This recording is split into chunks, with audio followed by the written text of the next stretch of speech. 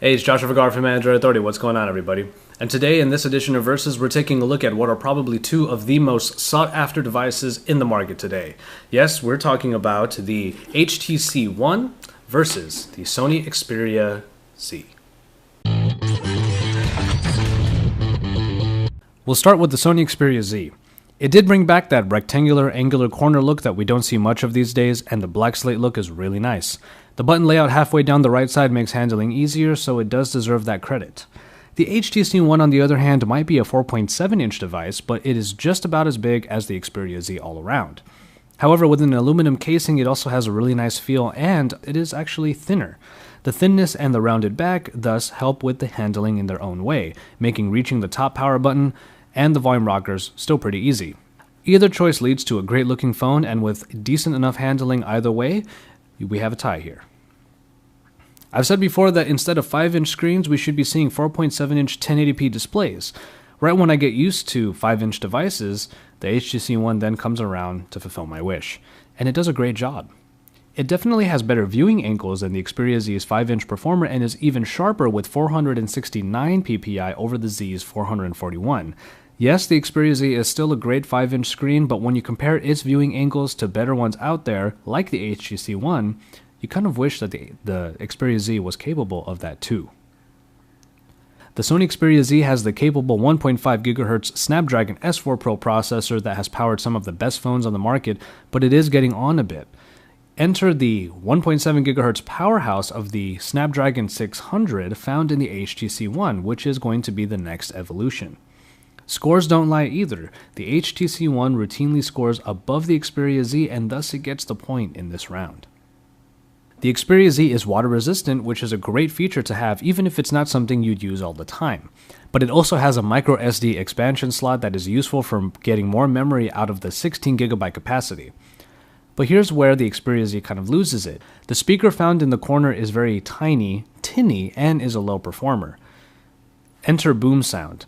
HTC's replacement for the 1/3 inch space saved by using a 4.7-inch screen on the One. They sound incredible and are leaps and bounds better than the one on the Xperia Z.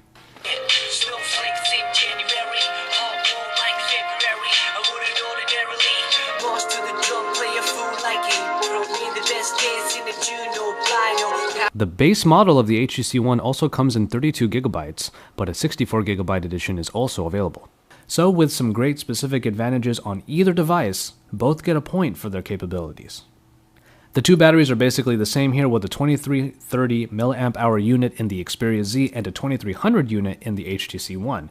With such close competitors, I personally found that the battery life was about the same with either device getting through a full days of work. And now the cameras. The Sony Xperia Z's Exmor RS optics have 13 megapixels at their disposal, and they do perform quite decently. A slightly darker tone is found on each picture, and the Superior Auto does a pretty good job of picking one of the many scene modes for just what you need in your shot. Now, you would think that the 4 megapixel count on the HTC One would put it at a loss, but we're talking about ultra pixels here that are supposed to go above and beyond for your pictures. And to be honest, they actually do. Low light performance is the big development here, as the ultra pixels really do well to capture enough light for a decent photo. Unless you really want larger sized pictures, the HTC One pretty much has the same capabilities of the Xperia Z, along with HTC Zoe, which can put your pictures and videos into nice looking montages.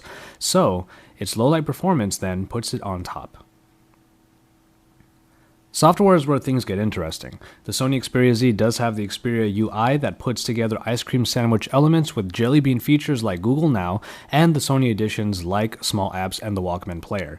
It's a nice melting pot of design elements and functionality that works quite well. HTC Sense is obviously what you get on the One, so everything has that spaced out look. But it's been given a new coat of polish, so it's easier on the eyes. The biggest improvement here, aside from font and general design, is Blink Feed. It's a Flipboard-esque interface found on the very left of the home screens and gives you access to social networks and news outlets in an attractive way. I personally really like it. With a slightly fresher take on Android rather than just a rehashing melting pot, the HTC One gets the software point. And finally, we have the price. When on contract, both of these devices should come in at around the same price for a 2-year contract. But the HTC One can come in at around $549 unlocked, which is cheaper than the usually over $700 price unlocked of the Sony Xperia Z. And so, there you have it. I did give the HTC One a couple more points in this versus, so it does walk away with the win here. But the best way to take a look at these two devices are they are great examples of their respective screen size categories. The HTC One just might be the best 4.7-inch screen device out there, while the Xperia Z is still a great example of how much fun you can have on a 5-inch screen. Really though, once you figure out what you really need from both of these devices, you really should be the winner of this versus because you'll walk away with a phone in which you'll have a lot of fun. We have great content going up all the time on the Android Authority YouTube channel, so don't forget to subscribe if you haven't already. And then once you're done with all that, head over to androidauthority.com because we are your source for all things Android.